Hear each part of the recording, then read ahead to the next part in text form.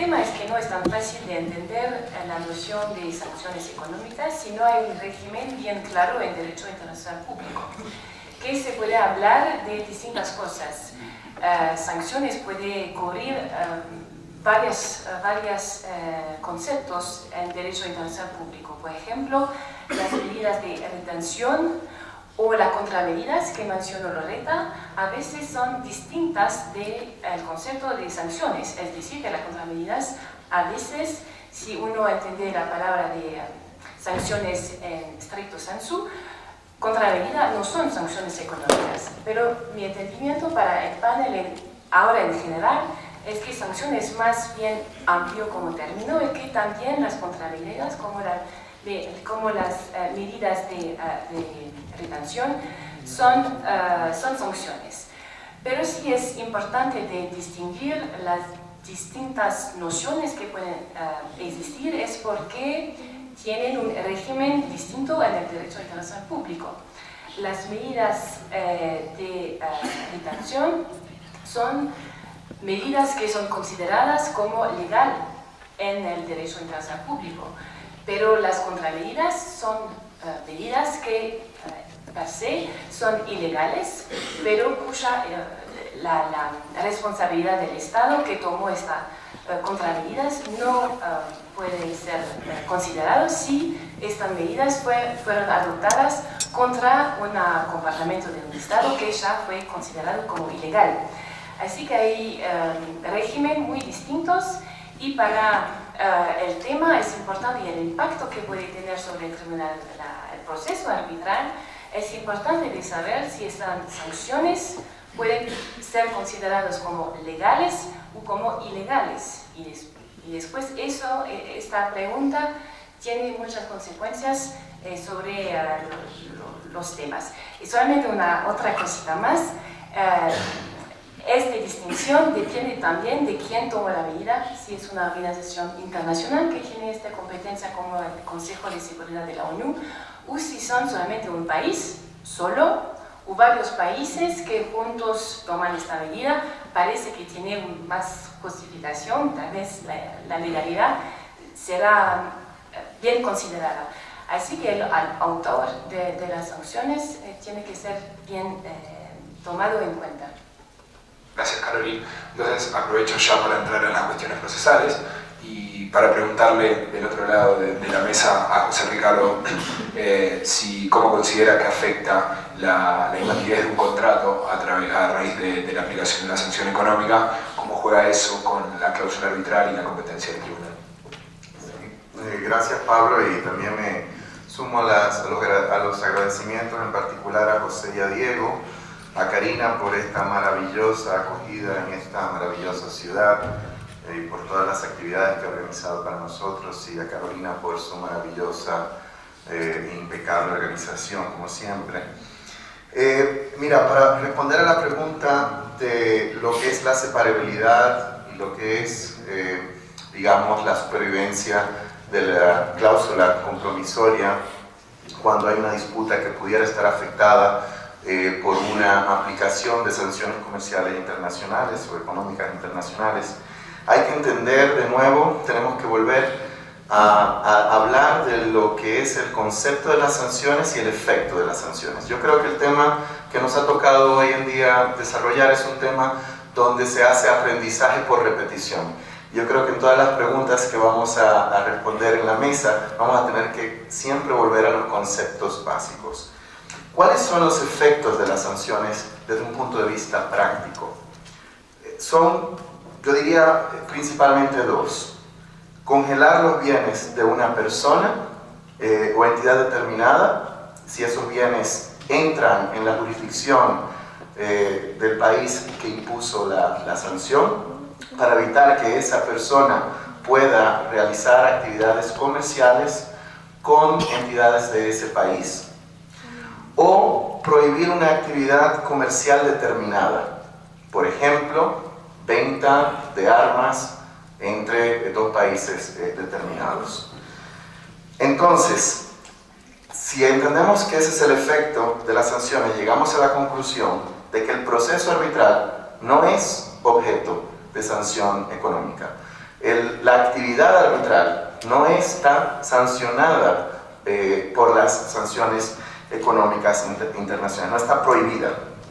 Entonces, eso nos lleva a la conclusión de que si hay alguna entidad que sea parte del arbitraje que está afectada por la sanción, o la transacción misma está afectada por la sanción, esto nos lleva a la conclusión de que esto es un tema de fondo, ¿no? Y ese tema de fondo nos puede llevar a la frustración del cumplimiento de las obligaciones, y creo que vamos a desarrollar ese tema posteriormente, a invalidar esa transacción. Y en ese sentido, esa invalidez de esa transacción no es distinto de la invalidez de una transacción por otras razones, por ejemplo, por corrupción. Entonces se van a aplicar los mismos principios. Entonces, estamos en un tema de fondo, lo que quiere decir que el principio de separabilidad se va a aplicar de la misma manera como se aplica cuando estamos frente a un tema en el que el posible contrato puede ser invalidado, y que para proteger la supervivencia de la cláusula compromisoria se va a aplicar la doctrina de la separabilidad, si es aplicable, porque sabemos que no es aplicable en todas las jurisdicciones, para que sobreviva la cláusula compromisoria y sea el tribunal arbitral el que decida sobre la validez o invalidez de la transacción, es decir, sobre las cuestiones de fondo. En ese sentido, concuerdo con lo que ya ha expresado Loretta, de que la posición, yo diría, de lo que hemos visto en la jurisprudencia, en los casos arbitrales, es precisamente de que los tribunales arbitrales normalmente van a entrar a decidir las cuestiones de fondo, es decir, que no se van a considerar sin jurisdicción por el hecho de que la transacción en cuestión o las partes al acuerdo arbitral pueden estar afectadas por una sanción económica internacional. Gracias, José Ricardo.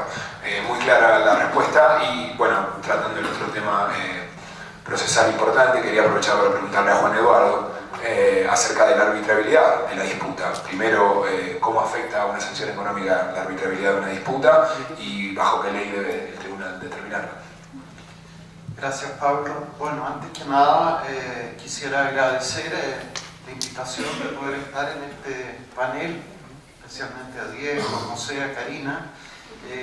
Poder estar de vuelta aquí en el Cusco, uno siente un gran agrado, y la realidad es que el tema que nos ocupa hoy día, quizás mirado desde el punto de vista de Latinoamérica, uno podría pensar en un tema lejano, pero la realidad no es así. Hoy día, en un mundo globalizado, vemos que, por ejemplo, Estados Unidos ha adoptado medidas de sanciones económicas respecto a Cuba, respecto a Venezuela, de modo de que es un tema que está hoy día latente, está presente, es un tema que ha llegado para quedarse, y por eso que nos parece que resulta de especial interés poderlo tratar y analizar y ver las consecuencias prácticas y qué medidas deben tomarse.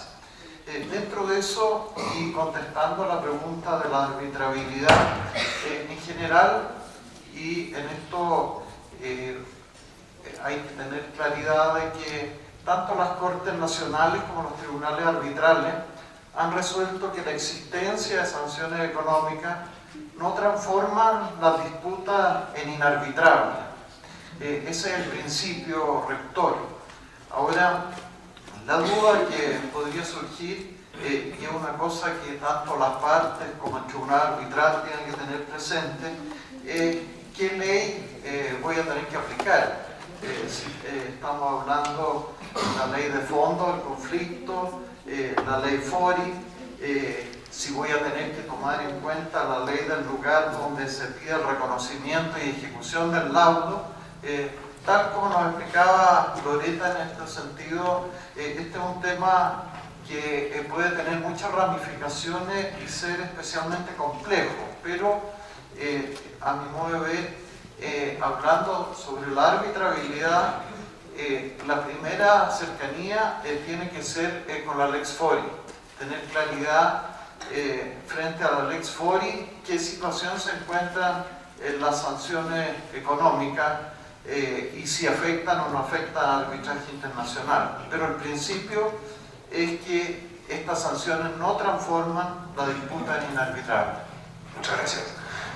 Bueno, y quería preguntarle a Caroline, ya que ya hizo la introducción de la distinción entre las diferentes sanciones, ¿cómo deben ser tratadas este tipo de sanciones? ¿Cómo deben ser tomadas en cuenta? Es decir, si deben ser tomadas en cuenta como una cuestión de hecho, como una cuestión de derecho, y si existe y cuál sería la diferencia de tratarla de una forma o de otra.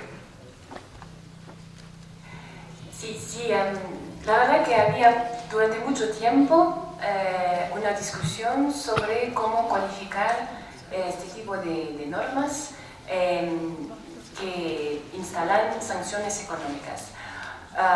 Por un tiempo largo, muchos autores pensaron que este tipo de ley, cuando no es la ley que es aplicable al fondo, por supuesto, cuando es una ley tercera, la ley que impone sanciones, tendría que ser tomado como un hecho y no como una norma legal. Pero pienso que este punto de vista ahora no es posible de mantenerla, porque ahora ahí existe un concepto que puede bien definir cómo tendría que ser considerada las sanciones económicas en arbitraje internacional, que son las normas imperativas, o como decimos en francés, les lois de police. Y les lois de police son un concepto que también los árbitros pueden aplicar en un proceso, según todas las conexiones que pueden ver con el caso y con esta ley, que no es la ley aplicable al fondo, otra vez, pero que tienen relaciones con el caso y que tal vez los árbitros deciden que tienen que no tomar como un hecho, pero aplicarla. Así que es una cuestión de aplicar una ley y no solamente de considerar que es un hecho. Gracias, Caroline. Bueno, y con respecto a la última pregunta procesal, sobre una cuestión procesal, y ya abordando la primera cuestión sustantiva, una pregunta para Carlos es, en primer lugar, si la parte que invoca una sanción económica